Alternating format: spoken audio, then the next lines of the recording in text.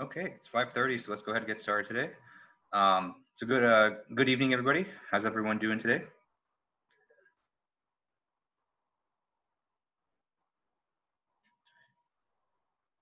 Yeah, good. Hopefully. The homework is due today, so I do want to take some time to answer some questions. I got a lot of questions over the weekend, and I'll start by just saying that I know that homework assignment was really frustrating. I know that there was a lot of tedious calculations and matrix products and inputting values, and I know it was a chore to get through. So first off, I just want to say I appreciate you guys putting in the work for that and working through those kinds of problems, because it's I'm hoping that it doesn't get any more tedious than that. And I'll say myself that I kind of underestimated just how tedious those calculations were. And I know it didn't help that I made some mistakes in my solutions too. So I know there was a lot of frustration and a lot of time that was used on this assignment. So I appreciate that, and I appreciate the work you guys are putting in. So first off, I want to just ask if there's just any questions that I can answer about the homework before we get started. Professor? Yep. Mm-hmm.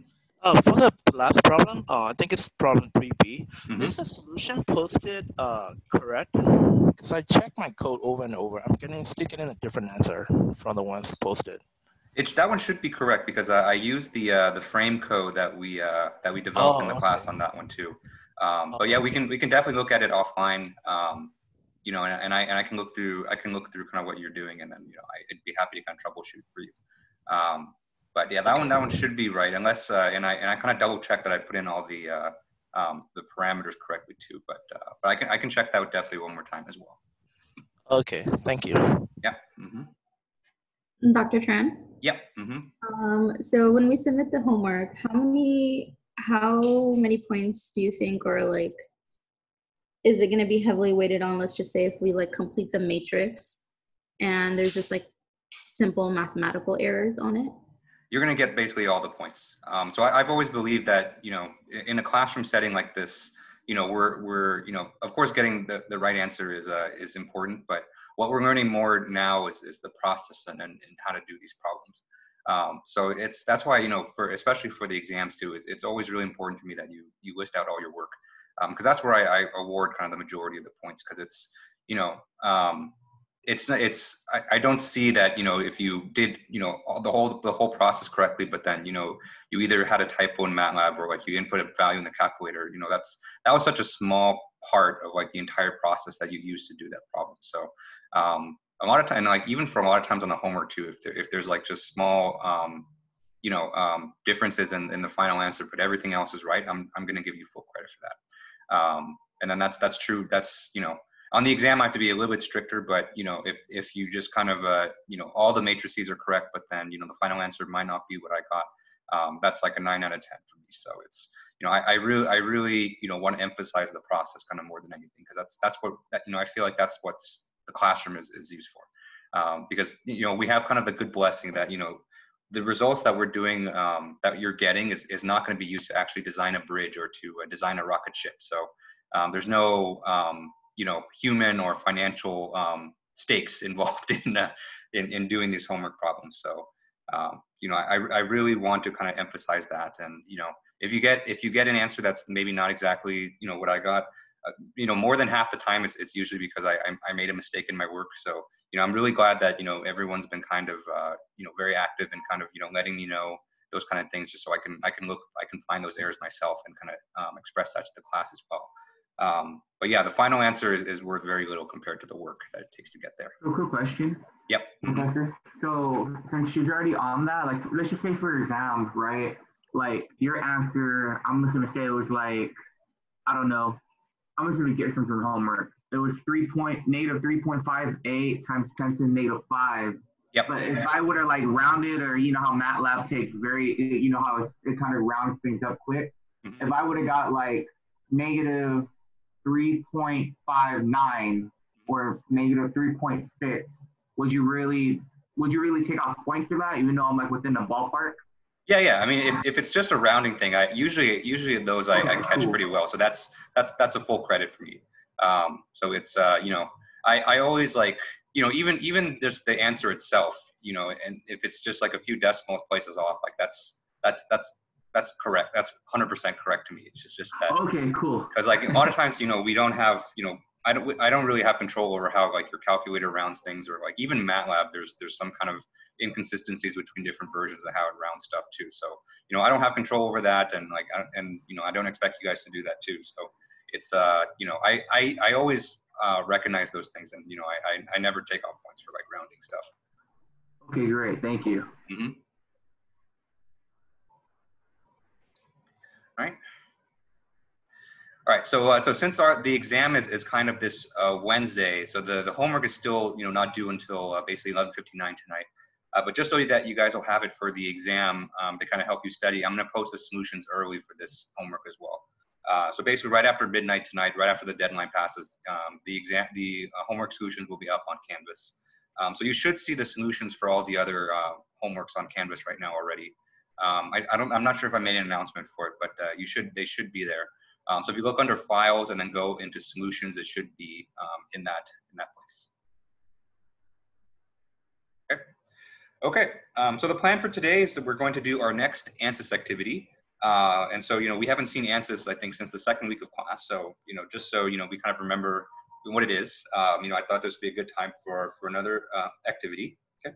And so we're going to do a little bit more of a, not really a more complex case, because it's, you know, not that much to it. But I think, you know, I picked this activity, first of all, because I kind of already have it somewhat prepped from previous times I've taught finite elements. But I think it's actually very relevant to kind of everything that we've been covering so far about like trusses and beams and frames, most notably beams. Okay? And so one thing I've added to this assignment is that at the end, after we do our ANSYS analysis, you know, I want you to do the same calculations, but on a beam with the same dimensions and the same properties. And what I'm hoping that you'll see is that, you know, you'll get very similar results to what you get in ANSYS. Okay? So if you haven't done so already, definitely boot up ANSYS Workbench. And then go ahead and download the PDF from the website. And there's also a geometry file as well. So you should be able to download like a bytecrank.x_t from the site as well. Okay. So go ahead and do that. So I'm going to go share my screen. Okay. So can everyone see my screen?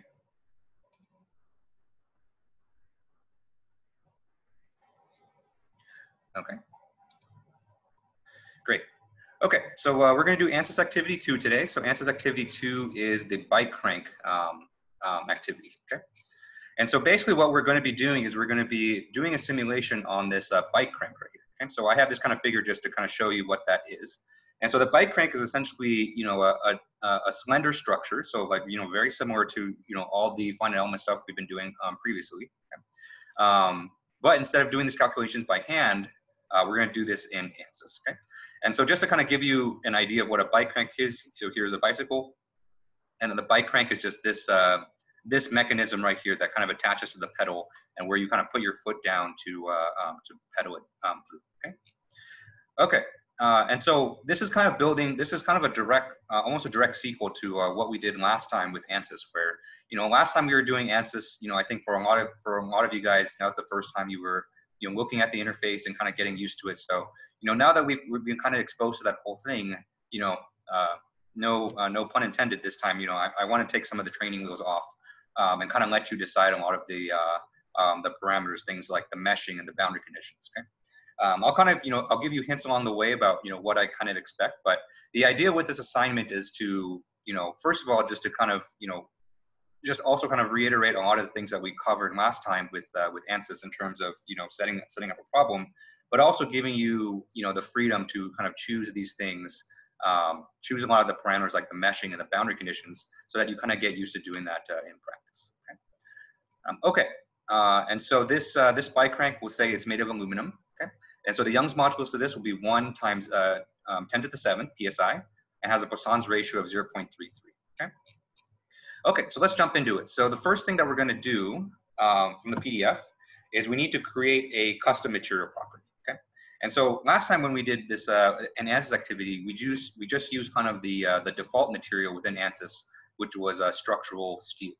And so this time, I'm going to show you basically how you're going to add your own material to this system. Okay, and this is really important because the material will establish things like the Young's modulus and the Poisson's ratio. All of these things will have a very big impact on your results. Very similar to all the problems that you guys have been doing, where you assign the Young's modulus, the area, and the length. Okay, so all these material properties have a big impact on the results. And so when you're doing a finite element simulation on a realistic situation, you want to make sure that you're using the right properties just so that you'll get the right results.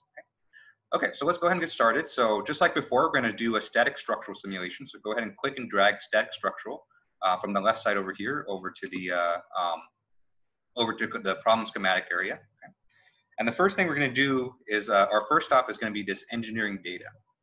And so this engineering data is where you can specify the material properties for your simulation. Okay. So let's go ahead and double click this. Okay. And by double clicking engineering data, we bring up this new window right here. Okay. Okay. So there's kind of a lot going on here. So I kind of want to just slowly point out the different menus. Okay. And so the first thing I want to draw your attention to is kind of this area in the middle right here, which you can see the title for this is Outline of Schematic A2 Engineering Data. Okay? And so what this window basically shows you is all of the material properties that you have currently loaded on your project. Okay? And so right now you can see we only have one material here, which is structural steel. Okay? And that's the default material. Okay? So we don't have any other materials yet, actually. So we either need to add them from a data sheet, or we can input the materials manually, which I'm going to show you just in a second. Okay? And so the next thing I want to show you is this area in the bottom right here. Okay? And so this area in the bottom right here, you can see is called Properties Outline Row 3 Structural Steel. Okay? And so what you can see from this is, since we have structural steel highlighted in the top right here, all of these show the various material properties. So you can see things like the density. You can see this one even has thermal properties, where if you want to do like a thermal simulation. So you have the coefficient of thermal expansion. Okay? You have the parameters for isotropic elasticity, so you can see things like the Young's modulus and the Poisson's ratio, and then their corresponding properties here. Okay? You can actually do fatigue analysis on this, so you can see strain life parameters and also the SN curve. Okay?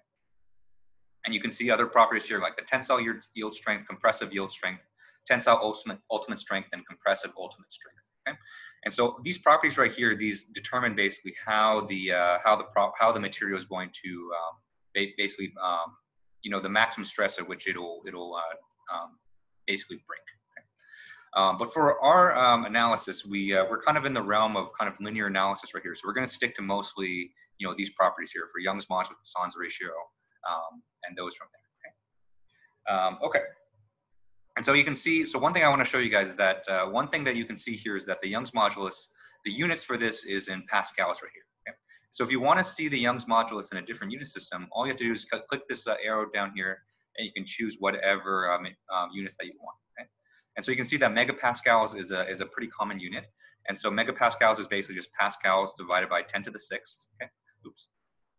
And you can see now that we have a Young's modulus of 2 times 10 to the 5th. Okay? Or if you want to move to English units, you can display this in PSI, okay, so pounds per square inch. And here's the Young's modulus in pounds per square inch. Okay. Okay. Any questions on this so far? So far, we're just viewing the properties for the for structural steel.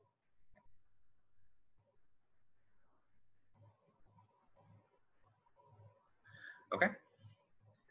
Okay, so that's the default material. So if you want to run a simulation with a default steel, you can definitely go ahead and do that right here. Okay? But in this particular project or this particular assignment, we want to do a simulation with aluminum as our material. Okay? And so one thing that you can do is you can actually go to a data sheet and actually add aluminum. So if you one way that you can do that is you can click this button right here for engineering data sources. Okay? And then you can go to some of the different classes of materials here. And so I think aluminum should be in general materials right here. Okay. So click on general materials, and you can see this new window in the middle opens up right here, and you can find aluminum right here. So we have aluminum alloy. Okay. And so that's one way that you can do it. So if you want to add a material property from this data sheet, all you have to do is click this plus right here. Okay. And so after you click that plus, and we go back to this, okay? And so we click this engineering data sources button in the top right here, and you can see we've added this aluminum alloy right here, right? And so actually, if we check the material properties here, let's do this in terms of PSI. Okay? And so this is actually pretty close to our material right here. So if we go back to the PDF, we can see that the Young's modulus that we want is 1 × 10⁷ PSI, and a Poisson's ratio is 0.33. So these are actually pretty close. Okay? So you can definitely do the problem like this, selecting kind of the pre-built aluminum alloy. Okay? But just for the sake of completeness, and just because a lot of times the specific material that you want is not going to be within the data sheet within ANSYS, it also helps to kind of know how to add a custom material property for your project. Okay? And so that's what we're going to do here. Okay? And so to add a custom material property, we're going to click right here. Okay? So you can see we have a tooltip here to click here to add new material. So let's go ahead and do that. Right? And the first thing we have to do is we have to give this material a name. So you can choose whatever name that you want, but usually it's helpful to choose a name that's descriptive. Okay? And so since we want a specific type of aluminum, we can do AL for aluminum, 6061, and T6 for temper 6. Okay. Okay. And so you can see here we've created this new material. So this is AL 6061 T6, right? And now the next thing that we need to do is we need to add the materials here. Okay? And so you can see once we've clicked this aluminum 6061 T6, the area in the bottom here is blank because we haven't added any materials. Okay?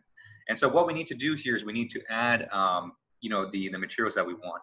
And so to do that, we need to go to this area of the screen right here called the toolbox. Okay? And so this toolbox is basically lets you set the types of properties that you want to add to this material. Okay? Because in reality, if you've ever looked at kind of a material data sheet before, how much information is on there is usually a ton of information, because materials can undergo so many different things, like linear deformation, elastic deformation, nonlinear deformation, plastic deformation, thermal stuff like heat transfer, fluid mechanics stuff. There's so many different materials, but a lot of times for our analysis, we only just need a small subset. Okay? And so that's why they kind of defaulted like this, where when you create a new material, it kind of is just kind of a blank canvas at first. And then what ANSYS allows you to do is it allows you to kind of pick which materials that you want to add to it according to whatever type of analysis that you want to do. Okay? And so in this case, since we're just doing a simple static structural, we just need to add just the two properties of Young's modulus and Poisson's ratio. Okay? And those are located under this heading right here. So first thing you're going to do is you're going to click the plus arrow next to linear elastic, and then you're going to click on isotropic elasticity. Okay? You can go ahead and double click that. And then after you click double click isotropic elasticity, you can see that this field right here will be populated by all of the isotropic elasticity information. Okay? Okay. And you can see from here that that there's two boxes that are highlighted in yellow, and what that tells us that in order to properly specify this material, we need to fill in values for these yellow boxes here. Okay? So let's go ahead and do that. Oops, I don't know why I keep testing that. So the first thing we'll do is we'll change these units. So instead of pascals, since we're given the PSI in terms of, or the Young's modulus in terms of PSI, let's change our units to PSI. Okay, and let's go ahead and input the value. Okay. So our Young's modulus is going to be 1 × 10⁷, so we can just simply enter 1E7. Okay, and then our Poisson's ratio here is 0.33. Okay, and then each time you enter a parameter, go ahead and hit enter on your keyboard just to confirm it. Okay, okay. And then once we've entered these two properties here, you'll see that the bulk modulus and the shear modulus are kind of automatically updated for their correct values. Okay, any questions on how we define this material property here?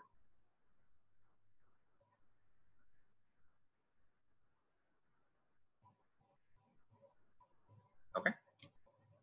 Okay, so then once we're done to specifying this material property, we can go ahead and exit out of this tab. So go ahead and click this X mark right here. Okay. And doing so, we're back to this menu right here.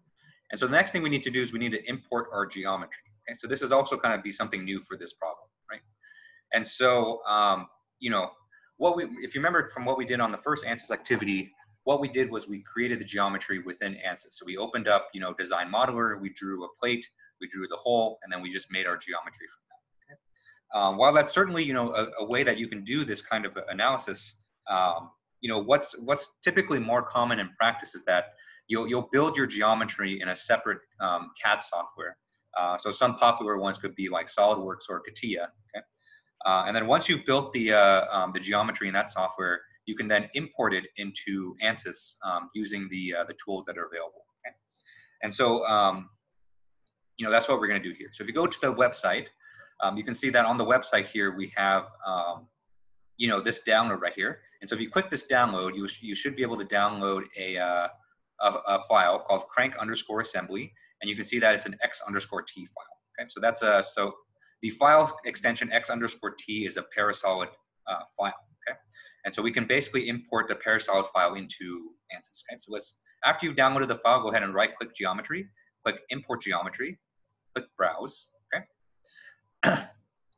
And then once you've hit browse, you can basically search your computer for wherever you downloaded the crank assembly. Okay? And so wherever you downloaded, go ahead and double click it. Okay?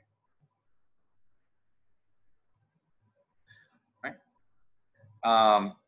And then once you double click it, let's go ahead and load it in Design Modeler just to make sure that it loaded properly. Okay? And so after you've loaded the geometry, go ahead and right click it and say Edit Geometry in Design Modeler. This part is mostly optional, but usually it's good to, you know, just to check, just to make sure, okay? Because sometimes there could be some file format stuff that you want to kind of iron out at the beginning.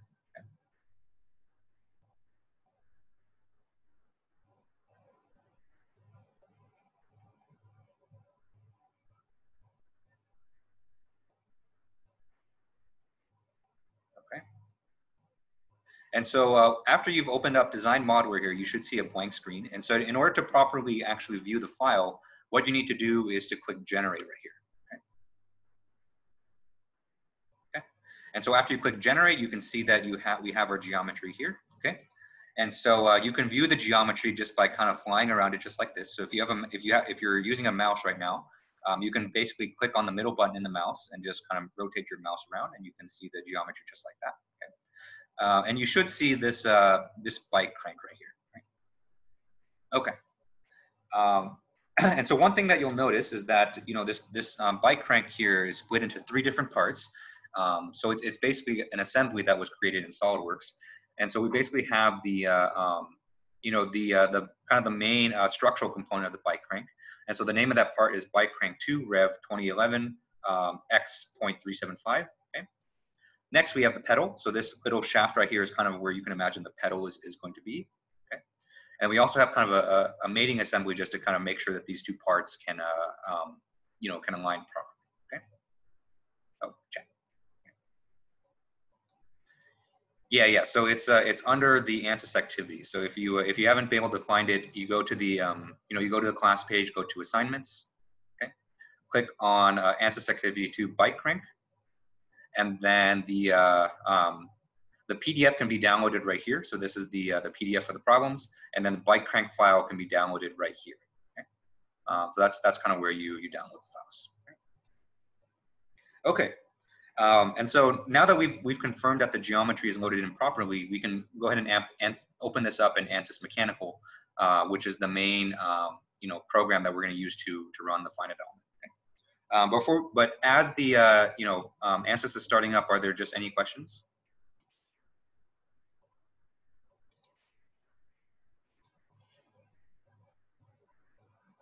Okay. So if you're done, again, if you're done viewing the geometry, you can go ahead and exit out of Design Modeler and then click on this Model button right here. Okay. And by doing that, it's going to start up another program called ANSYS Mechanical.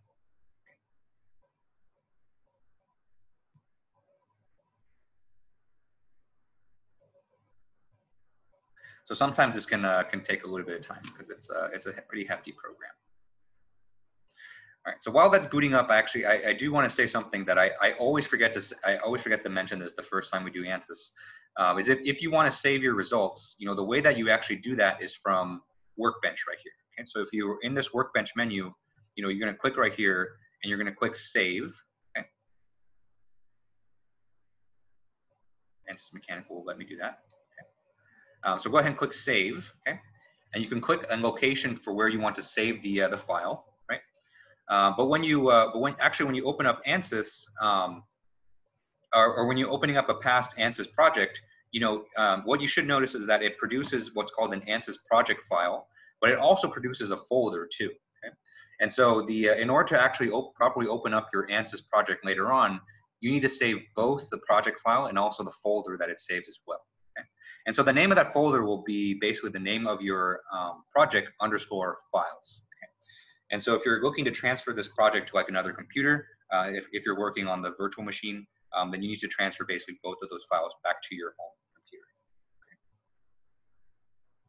Okay, so that's the that's now that we can see we've opened up the bike crank within mechanical. Okay. Oh, question. So ideally, do we want to archive too, or does that matter when we open it? I don't think you have to. I don't think you have to archive. You just have to make sure that when you save it, you get both the folder and the file. But I don't think archiving is necessary. Yep. Okay. And so here's our bike crank file. Okay. And so the first thing that we're going to do here is we're actually going to suppress some parts. Okay? And so this happens quite a lot in finite elements, where either you're the one that either created the CAD file or someone else created it. But a lot of times you just want to do a finite element simulation on just kind of a small part of the model. Okay, and this is really important because finite element simulations can be really expensive. And so if you're doing finite elements on a bunch of the parts of the structure that that you already know is going to work just fine, you're going to be paying a lot for the computational cost and the time and the memory, for mostly nothing. Okay? So a lot of times when you're doing finite element simulations, you just want to focus on just the area that you want to know something. Okay? And so some examples of this would be, let's say that you're designing like a structure, and you have a strong suspicion, or just your intuition just from hand calculations is that if the structure is going to break, it's probably going to break in this area right here, where these beams or these frames carry most of the load. Okay? And so if you want to do a finite element simulation on this, a lot of times you can suppress the rest of the structure and just focus on just the areas that you want to know the most information. Okay? And so in this particular problem, the area that we want to focus on is mostly just the structural component of this bike crank, which is this kind of big silver part right here. Okay? And so we actually don't need the mating, and we don't need the pedal at all, because those we're going to pretend that those aren't producing a lot of the stresses. Okay? And so what we can do is we can suppress those parts. Right? And so to suppress a part, you can go ahead and expand this menu right here if you haven't done so already. So next to geometry. And then for every part that we want to suppress, all we have to do is right click this. And so by left clicking, you can see that I've highlighted this pedal right here. Right, so go ahead and right click and then click suppress. Okay? And then by suppressing it, you can see we've effectively kind of gotten rid of it from the model. Okay? And so let's do the same thing for the kind of the mating part of this. Okay? And so let's right click part 9, caret SM2 rev x 0.375, and then click suppress this body. Okay? And then once you've done that, you've basically created your or not created, but you've isolated just the part of the geometry that we want to analyze, which is just the crank itself. Okay. Okay. Are there any questions on this? Yeah, I opened the file and I generated it, but it's light gray. It's light gray. Oh yeah. So it should be light gray in Design Modeler. So it was kind of transparent right there. But if you close Design Modeler and then open up ANSYS Mechanical, so not clicking on geometry right here, but double clicking on model, then it should open up the bike crank in this program here called ANSYS Mechanical, and it should be dark gray. All right, thank you. Yep. Mm-hmm. Okay. So that's basically how we can suppress parts, right? And so in this class, we probably won't see it because our final project is going to be like a programming assignment.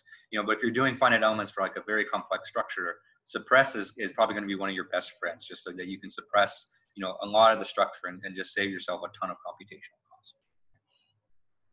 Okay, and so the next thing that we need to do is we need to assign material properties. So we went through all that trouble to define the properties for aluminum 6061, right? And so we need to make sure that our part here, or our structure, actually has those material properties. And so what's nice about ANSYS is that if you do have an assembly and you're doing you know, a simulation on several different parts, you can assign different materials for each of those different parts. You know, just like as you would in reality, where like if you're putting together a structure, you know, you might make one component out of, you know, one material, another component out of another material. Okay, and so ANSYS will basically let you assign these different material properties to different parts of the structure. Okay. Okay. And so the way that we do that is we're going to highlight the part that we want. So in this case, the only part that we have here is just the bike crank. So go ahead and left click bike crank 2. Okay, and then we're going to look in the bottom left right here for the properties. Okay. And so you can see on this line right here under material, you can see that the material assignment right now is structural steel. Okay. And so let's go ahead and click the arrow for the menu here. And so instead of structural steel, we're going to click AL 6061 T6. Okay. All right. And so now our bike crank, you know, has the material properties for our 6061 aluminum. Okay, are there any questions on this, or are people still kind of catching up a little bit?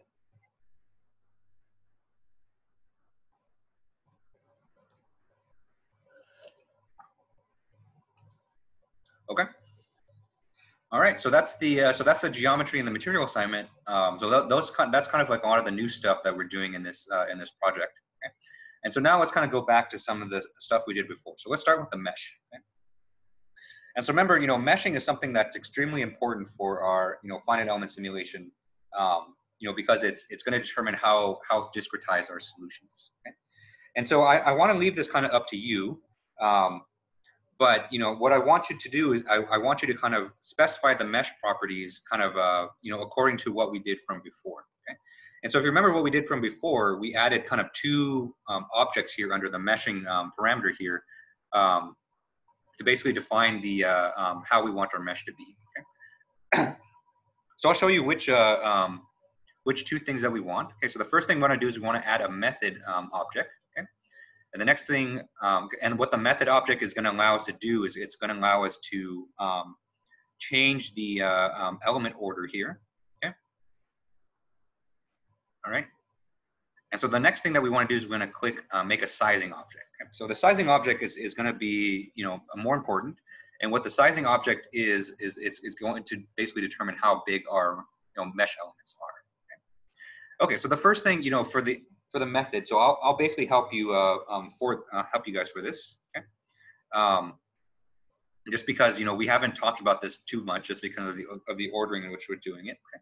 And so remember, for these meshing objects, the first thing you have to do is you have to select the part of the geometry that you want. Okay, so in this case, we want to select the entire bike crank because we want to apply these properties throughout the entire thing. Okay, so go ahead and click apply right there. Okay, right. So under this method option, we can pick kind of two different things. So the first thing that we can do is we can select the shape of the elements that we want. Okay, and so since we're doing a 3D simulation, we have two different we essentially have two different types of elements that we can consider. And so the first thing is a tetrahedron. Okay? So if you're not sure what a tetrahedron is, this is it's basically a four-sided pyramid. So it's like four triangles that kind of form an enclosed space. Okay? So if you're actually familiar with Dungeons and Dragons, you know, a tetrahedron will basically be your D4, which is, you know, a four-sided dice. Okay? And so the other type of element that we'll use is that we can use is hex dominant. Okay? And so what hex stands for, hex is short for a hexahedron. Okay? And so that's basically a really fancy term for just essentially a box. Okay? Because a hex, it gets the word hex because hex stands for 6, right? So a hexagon is, you know, something is a shape with 6 sides. A hexahedron is a volume with 6 different faces. So it's basically, you know, a box, right, with 6 different sides. Right? So you can choose basically if you want to have your mesh comprised of tetrahedrons or hexahedrons. Okay? And so for this problem, it doesn't matter too much, and we you know, we haven't really gone over the differences between them. And so you can try both, and you can see, you know, which one looks better to you. Okay, but I will make kind of a quick comment that if you pick tetrahedrons, you know, you'll probably end up with more elements than if you picked the hexahedron with the same size. Okay? And the reason for that is a tetrahedron is naturally kind of a lopsided object, so it doesn't you know, fill up as much volume as before. Okay, as a hex. But the nice thing about tetrahedrons is that it's really great at filling very kind of complex and kind of awkward geometry. Because tetrahedrons, because they're so kind of awkwardly shaped, they can kind of, stack on top of each other in a way to kind of fill any three-dimensional space. And so usually the rule of thumb that I use is that, if you have kind of a very complex and very kind of weird geometry, I would go with the tetrahedron. But if you have a geometry that's a lot more regular, a hex is probably good for that. And so here, you can see that we have some curves to this model, but it's nothing too severe. So actually a hex would probably work great, but you can experiment. So you can try either one, and either one is fine. Okay. All right, and then the next thing that we'll need to pick is the element order. Okay, and so this is the order of the shape functions that we're going to use to solve the problem. Okay, and so we haven't really talked about this all that much yet. And so for now, I just want you guys to pick quadratic. Okay, and the reason for that is that structural simulations like this, you really benefit from having a quadratic element order. All right, so the question in the chat is, which method is typically used in real life industry application? Yeah, that's a great question. So in industry, or just finite elements in general, you're always fighting against this concept of like accuracy versus cost. Okay? And a lot of times the cost, and so what I mean by cost are things like, how much computer memory your simulation is going to take up, and how much time is it going to take to run the simulation. Okay? And so typically, the more elements you have in your mesh, the longer it's going to take for the simulation to run. And so if you use a tetrahedron, which is going to produce a mesh with more elements, that means it's going to take, longer to run the simulation. Okay? But sometimes you have no choice, because a lot of times, you have a geometry that's really complicated. And in those cases, a hex mesh is just not going to perform that well, because it can't fit around all the kind of complex edges and stuff like that. And so, typically in industry, I would say people try to do hex first, because a hex is kind of more efficient, because you kind of get more bang for your buck. So each element kind of gives you more, with relatively less cost. But sometimes you have no choice and to use the tetrahedron. But the driving factor here is, one, can you actually mesh your geometry? And two, how much cost is it going to be? So I would say those are kind of the two main considerations that they use in industry. Okay. So that's the method one. Okay, so the next thing I want you guys to do is to click the sizing.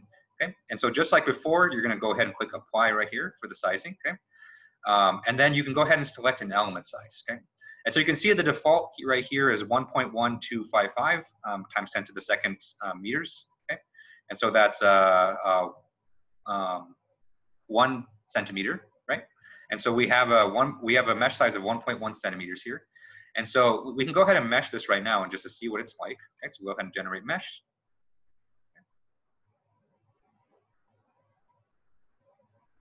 Okay, and you can see here we've generated this mesh that looks like this. Okay? So we can go look at the statistics for this mesh, and you can see we have 1,089 elements. So that's fairly coarse. So this mesh is not that great, and you can kind of see that these elements are kind of chunky compared to kind of the the size of our object right here. And so, if I saw a mesh like this in practice, and these are kind of the results that you would present, I'd be a little bit suspicious, just because it's this mesh is pretty coarse.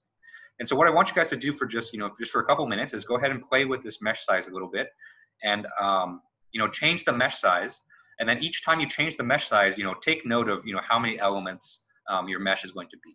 Okay. And then try to get a mesh that looks a little bit more refined than this. So let's try, so let me change my units here. So let's go change to centimeters first. Okay. And so let's try a mesh with like 0.5 centimeters. Okay. Let's go ahead and generate mesh. Okay, so you can see that this is a little bit better right here. And so we're getting there. So, play around with the body sizing, see how many elements that you come up with. Okay. So you can see here we've, we reduce the mesh size, but then we get more elements as a result, right? And so try to find like a good mesh size that you would be happy with, but just kind of keep in mind that you cannot exceed 32,000 elements, because that's kind of the limit of this version right here. Okay. Okay, so I'll give you guys a couple minutes just to kind of play around with that, before we move on to the next thing. Right. So the question is, how do we change the units? So to change the units, go ahead and click home at the top right here. And then click on the units right here. And then from here, you can go and select whatever units that you want. So in this case, centimeters or millimeters might be the most convenient here. And so you can kind of pick any of these guys. Yeah.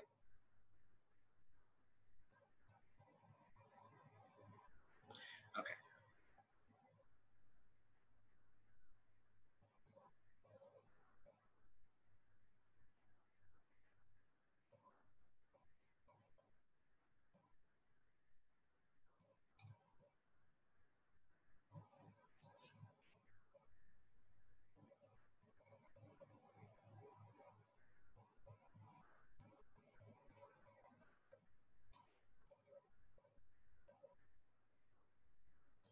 All right, so the question is, I got a warning saying that I needed one structural load to run the mesh. So that's to run the simulation usually. So so it'll warn you right now because we haven't applied any boundary conditions on this model yet. And so that's why, to generate the mesh, I've been doing it by just right-clicking mesh and generating right here. Because if you try to click solve up here, what it's going to do is it's going to try to run the full finite element simulation. But since we haven't applied any boundary conditions, then there's nothing for it to run yet. And so the boundary conditions are what we're going to do next. But for now, just kind of play around with the mesh for just maybe like 1 more minute. Yeah.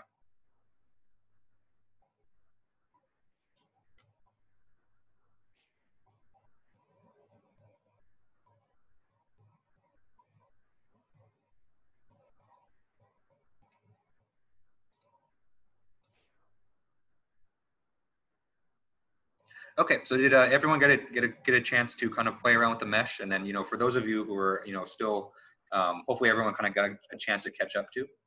Everyone has a mesh that they're happy with. Okay. And so, it's the meshing is, something that's, for me, it's really easy to say what a good mesh is just because, I've experienced this a lot. But hopefully, this is something that I want you guys to kind of pay attention to as we run kind of more.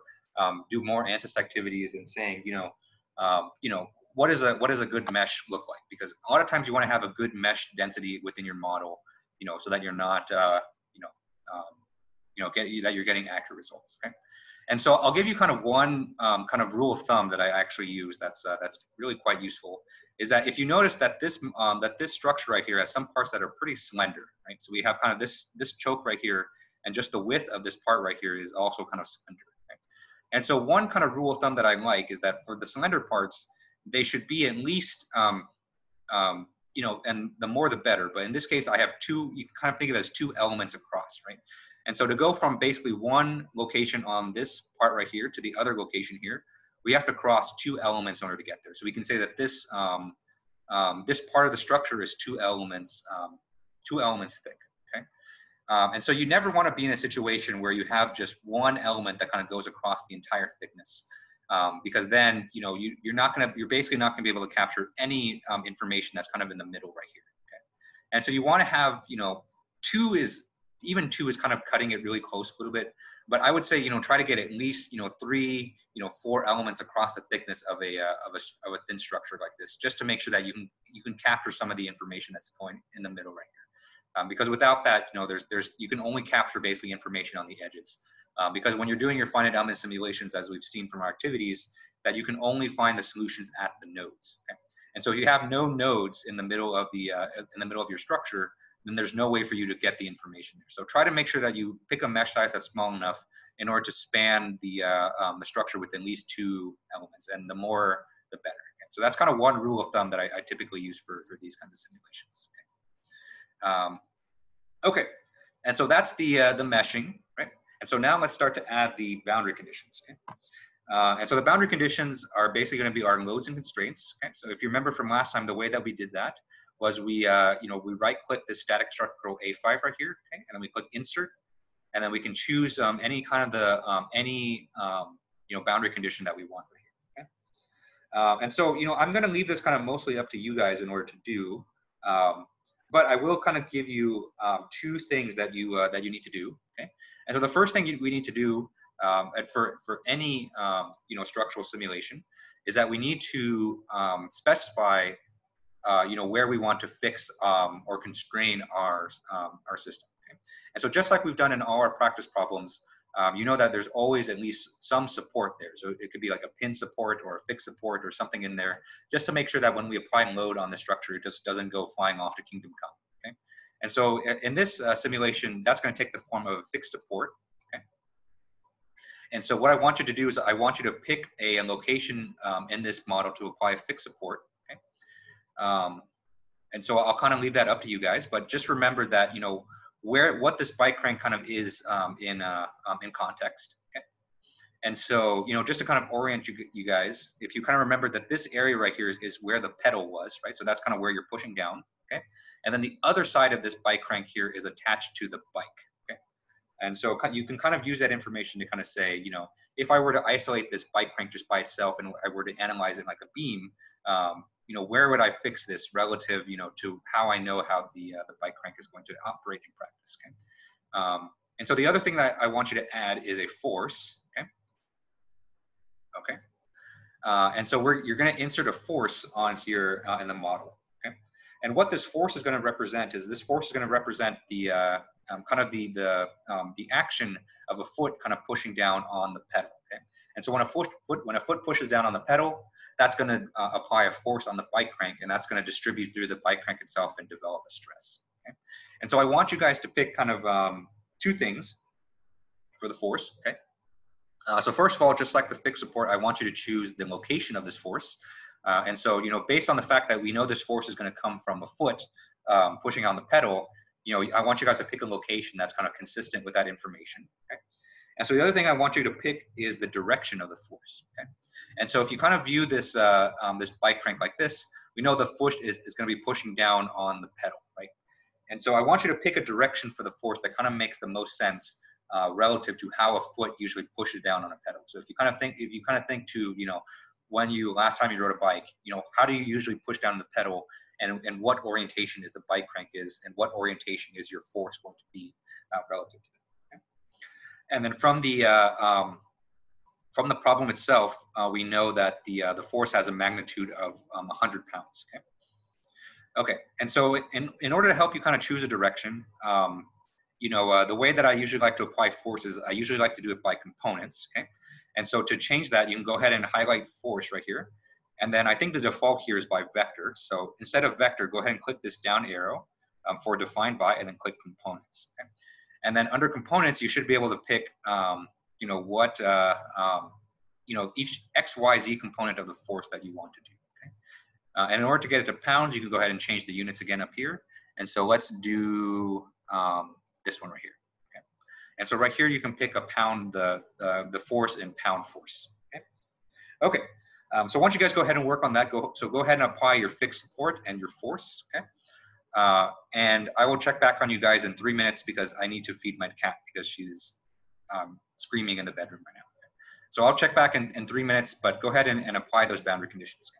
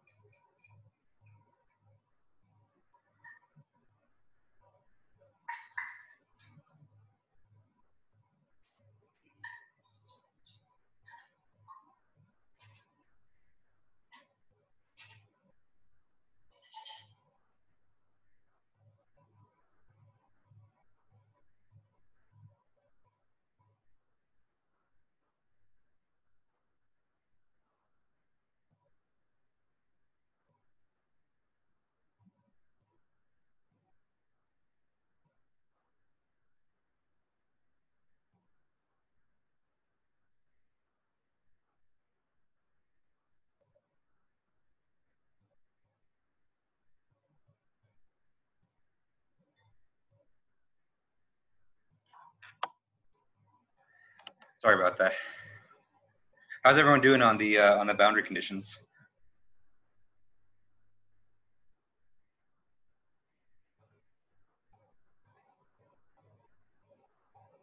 Everyone good on boundary conditions? Okay, question. Good. Okay. You know, we can talk about it at a later time on about the boundary conditions. Oh, another question. Okay. And so now let's actually run the simulation. Okay. So if you're kind of following the PDF, you can see that there's a problem 3 on predictions. Okay. And so you know, this is kind of a good habit to get into, you know, before you you know, when you're doing finite element simulations on your own, is that, you know, it's good to kind of predict the results. Okay. Because when you're doing these kinds of you're using these kind of computational tools, it's kind of really easy to kind of get into like you're just kind of going through the motions, and then you're just clicking, you know, run, and then you're just kind of accepting the results as it is. Okay. But you know, especially you guys, you know, you guys are graduate students. You guys are way more than just kind of robot monkeys or code monkeys for these kinds of things. Okay? And so you have a large, you know, wealth of you know, previous you know, knowledge that you've gained from like structural mechanics classes and your other classes. Okay. And so I want you guys to use that just to kind of give you that, just to give yourself a sense of, you know, just to give yourself a sense of, you know, what should the result look like. Okay. Of course, you're not going to be able to guess, you know, a lot of times what the exact, you know, deformation is here, what the exact stress is going to be at these locations, but you should get a sense of, you know, what's the approximate, you know, magnitude of the deformation, what's the approximate, you know, magnitude of the stress, where the stress is going to be, you know, most highest, and where are the displacements going to be the highest. Okay?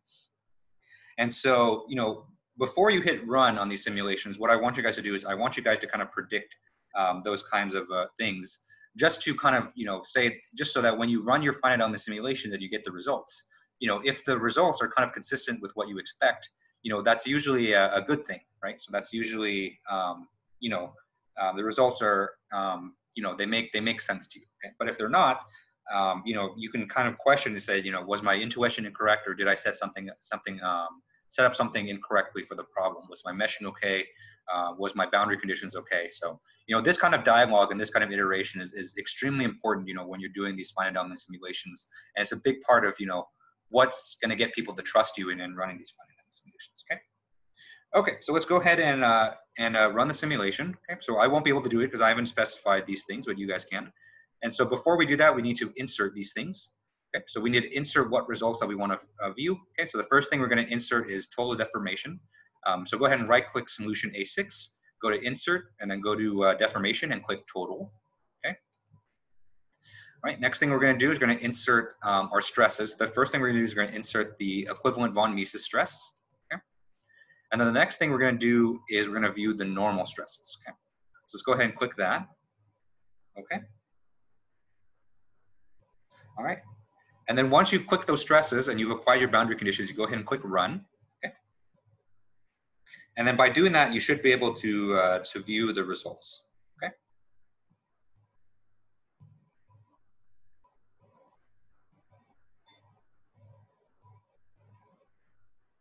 Okay. So is everyone able to get results from their simulation?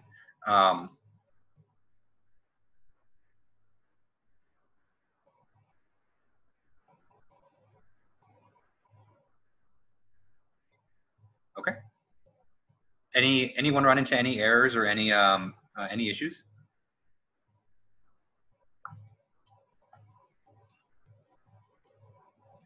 Great. Okay. Yeah, depending on the number of elements that you put in your model, you know, it could take a little bit of time.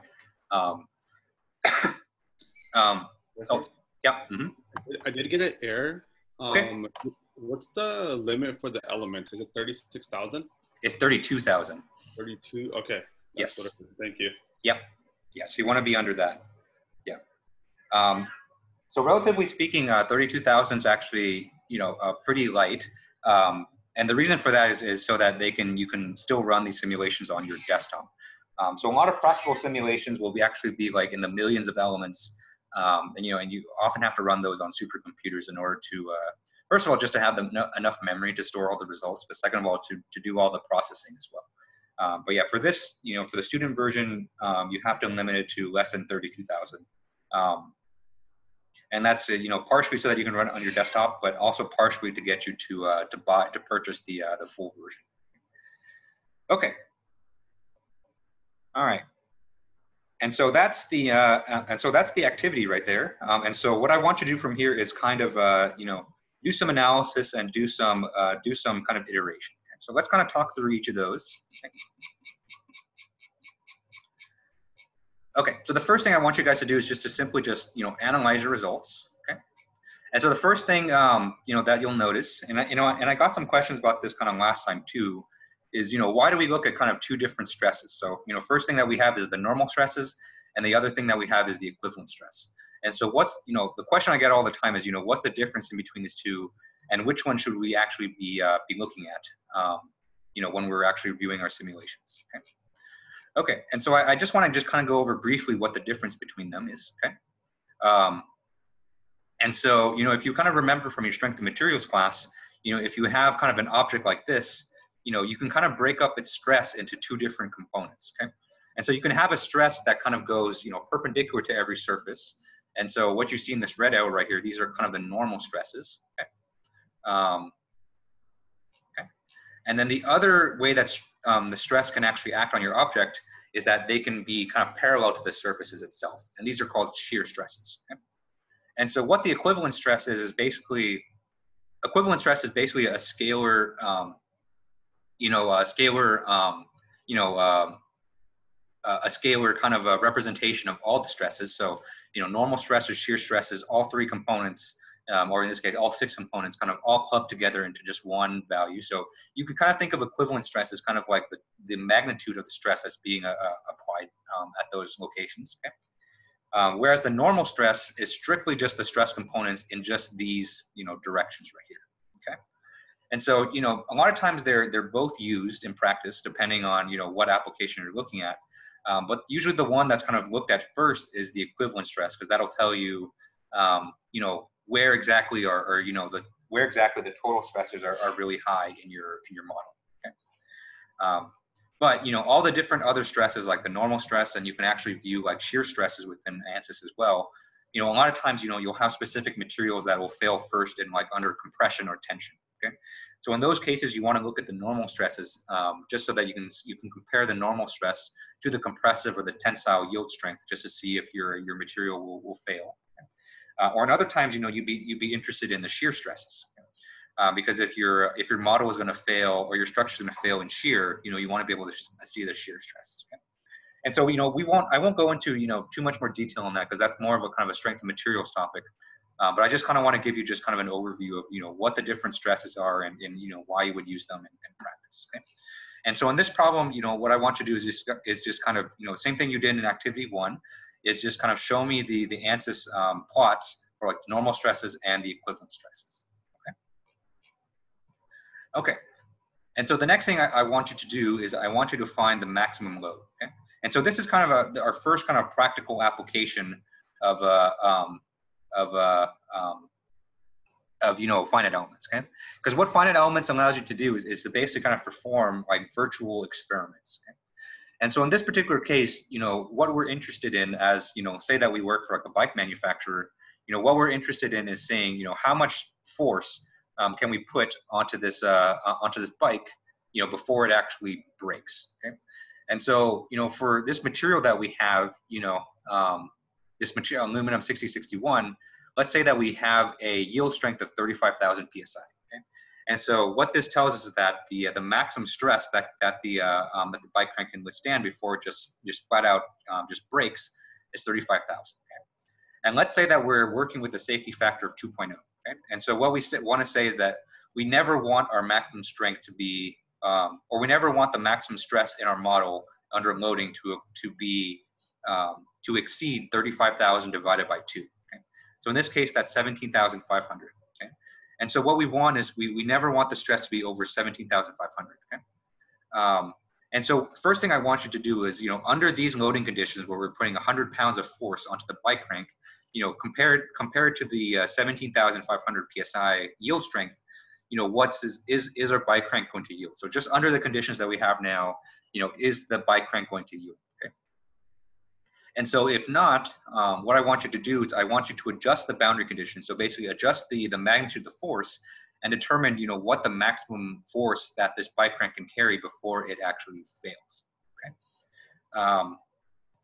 And so, you know, what that's going to entail is that you're going to go into your force boundary condition and just change the magnitude of that force, rerun the simulation, check the stress field, and just to see, you know, try to find the exact force where you get a maximum stress of 17,500 psi. Okay. And so, you know, based on your results from these two kind of analyses right here, I want you just to kind of write a quick recommendation on, you know, how the bike crank can be changed, you know, based on these results. Okay. And so if you, you know, if you did question 1 right here and you found that under this 1,000 pounds, which is, you know, a fairly typical load, you know, and you see that the bike crank is going to yield, you know, you might recommend to the manufacturer that, you know, maybe we should add, you know, some more mass to this bike crank just so it can withstand more load, or maybe we should use a stronger material. Okay? But, you know, if you see from part 2 right here that, you know, it can withstand like, you know, 500 pounds of force, right? So that's a little bit of an overkill, you know, for this application. And so in that situation, we can do something to, like, you know, reduce the volume of the bike crank, you know, maybe make it thinner, just so that we can save some material, you know, each time that we make a bike crank, which will kind of reduce costs for our company. Okay. And so, you know, this problem right here is kind of just you know, I want you guys just to kind of use the results from this finite elements to, you know, to do something, you know, practical with it, to kind of make like a recommendation for the bike manufacturer. Okay. Okay. And so that's problem 5. And so problem 6, what I want you to do is, you know, I want you to kind of redo the same problem, but with hand calculations. Okay. And so, you know, based on just, you know, how we're constraining this bike crank and how we're loading it, you know, it's very similar to how a beam is loaded. Okay. And so what I want you to do is I want you to solve, you know, a very similar problem manually. Okay. And so I want you to do a 3-element beam. Okay. And so the bike crank will basically be 3 elements. And so if you kind of go back to our original figure right here, you can see we have a thick portion of the bike crank, a thin portion, and then another thick portion. Okay? And so this first thick portion will be 1 element. And so the second thin portion will be element 2. And then the last thick portion here will be element 3. Okay? And I've already kind of quantified the geometry for you. And so you can basically use these geometric properties right here. And so the Young's modulus will be a constant. So it's, you know, if we convert 1 times 10 to the 7th psi, that's equivalent to 68,947.57 megapascals. Okay. And so the lengths of the different sections are the lengths of the thick parts right here will be 5 centimeters. Okay. And then the length of the thin part will be 12 centimeters. Okay. And then their moments of inertia will be given by these parameters right here. Okay. And so I want you guys to solve this just like, you know, the way that we solved our beam problems, and solve for the deformations of basically all the nodes in the mesh. Yeah? Okay. And so that's, you know, the beam comparison. And then the last thing I want you to do, you know, we kind of hinted at this last week, is I want you to basically develop a MATLAB code. This last problem, problem 7, is going to be unrelated to the beam right here. Okay. And so problem 7 is basically just a chance to get you guys to practice, you know, implementing, you know, finite element codes. Okay. And so what I want you to do is basically, oh, sorry. So problem 7 right here is, you know, we're going to use the frame code that we did before. So I want you guys to finish up that frame code if you didn't. Okay. And I want you to apply it by solving this problem right here. So this is problem 3B in the homework. Okay. And I want you to solve it by using the code that we developed before. Okay? So all the parameters and everything is going to be exactly the same. Okay? And you should basically get the same answer as what you did manually. Okay? And so the way that you're going to do that, first of all, you're going to finish developing the code if you didn't do that so. And then the second thing is you're going to set up basically all the parameters in kind of the front portion of the code in order to kind of correspond with this model right here. Okay. Okay, so that's problem 7. And then problem 8, what I want you to do is to implement kind of a new MATLAB code. Okay. And so I kind of hinted at this at the end of the class last week, you know, what I basically want you to do is basically to use the same kind of skeleton of the code that we did before and use it to implement a code to solve for 2D truss problems. Okay. And so basically you're going to be writing a new code, but just kind of modifying kind of the structure that we had before. And then what I've basically done, you know, because I know kind of, you know, overhauling a code and writing a new code is a little bit intimidating, I've kind of walked you through kind of step by step on what I want you to do first. Okay. And so the first step I want to do is kind of the first section for the specification of the material properties. Okay. And so, if you kind of recall from, when we did our frame code, we had to specify, first of all, the connectivity. We had to specify the Young's modulus. We had to specify the cross-sectional area, the moment of inertia, the length, and the angle. So, frames have a lot of properties. Okay? But, if you compare that to what properties you need for a truss, a truss is only going to be a subset of these properties. Okay? And so so the first thing I want you to do is just, look at this list of properties here and think, which ones do we actually need for a truss, and to just get rid of the properties that you don't need. Okay. Okay. And so the next thing that I want you guys to do is to change the size of the global stiffness matrix. Okay. And so remember, trusses don't support all the same kinds of deformations that that a frame does. Okay. And so most notably, a frame can support rotation at the nodes, okay? But a truss doesn't support this. And so how does this affect the size of your global stiffness matrix? And I want you guys to reflect that in the code. Okay. All right. So next is part C. And so part C is going to be the bulk of your work. And so part C, what I want you to do is I want you to change that for loop that we used to change to assign the element stiffness matrices. And I want you to change these to assign the stiffness matrix for the trusses. Okay. And so a truss, should be significantly easier because it's only 16 elements in the stiffness matrix as opposed to 36. Okay. Because the element stiffness matrix for a 2D truss is 4x4. Okay. And so this should shorten that section of the code pretty significantly. But the formulas that you're going to use in that part are going to be different. Okay. All right. And so part D, because the size of our matrices are going to be different, the assembly part of the code also has to change a little bit. Okay. And so part D right here, I'm walking you through kind of the the changes that you need to do for the assembly. Okay. And next, the last thing is that there's kind of just a small modification to how you specify the boundary conditions too, just because remember the size of our global system is going to be different. Okay. All right. And then so the last part of this is I just want you guys to test your code. So once you've implemented everything, go ahead and test your code on a problem that we've done before on a 2D truss. Okay. So this could be either an example that we did in the class or one of the homework problems.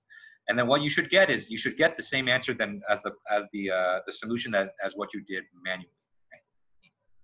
Okay? So if you did, that's great. But if not, then there's some debugging that needs to be done. Okay. Okay. So that's this assignment. So it's quite a lot of work. So and I know that we have the midterm coming up this week. So it's going to be due.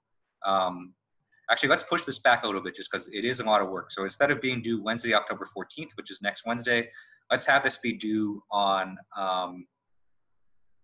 not this Sunday, but next Sunday. So I'm going to give you guys 4 more days to do it, just because I know the midterm's kind of a lot, and I know probably you guys won't work on this until after the midterm. So I want to give you guys over a week to work on this because it is, a pretty significant amount of work, especially the MATLAB implementation at the end. So let's have this be due Sunday, October 18th at 11:59 p.m.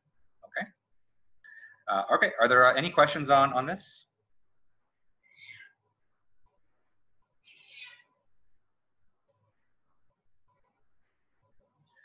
Okay. So if there's no more questions, that's all I got for today. So we ended a little bit early. So if you want to ask some questions about the midterm or the homeworks, I'm definitely, I can definitely stick around to 6:45. But if not, you guys are free to go. So thank you guys for tuning in today. I apologize again for kind of the tediousness of the homework. And then Wednesday we have our midterm. So we're not going to have lecture on Wednesday. But I will pop into the lecture session if you want to kind of come in and ask any questions for that time. So I'll be here from 5:30 to 6:45 on Wednesday, but it's totally optional. So you can pop in if you want, but it's otherwise you can just do the exam just at your own pace. Okay, just remember that the deadline is going to be 24 hours after the exam is started. Okay. Right. Okay. So the question is, so after this homework, we'll have bar spring code and then and the frame. And so the only thing we're missing is the beam. So yes, that's correct. Yeah. So you can implement a beam code on your own if you want, but there's kind of no plans right now to do it together as a class. because after the midterm, we're going to be kind of moving on to like, some other stuff. And we're going to use a lot of the same concept, but we're kind of leaving the whole truss beams frame stuff behind. Yeah, she's always cranky. Yeah, so I didn't want to do a beam code just because it's 2D trusses is actually, the 2D truss code is actually going to be pretty similar in structure to the one we've done so far. But if you want to do a beam code, definitely feel free to do that. It's going to give you a lot of great practice, especially for the project that we're going to do at the end of the class.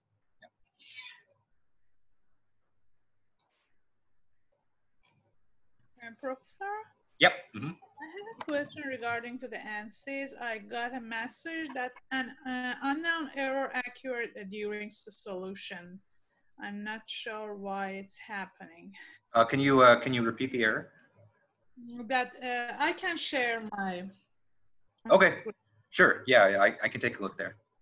Yeah.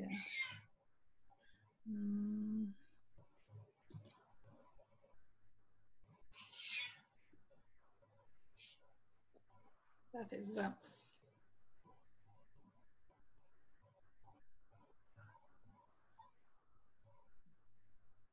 An unknown error occurred. Well, that's not helpful. Can I see your mesh? So go ahead and click left click mesh right there.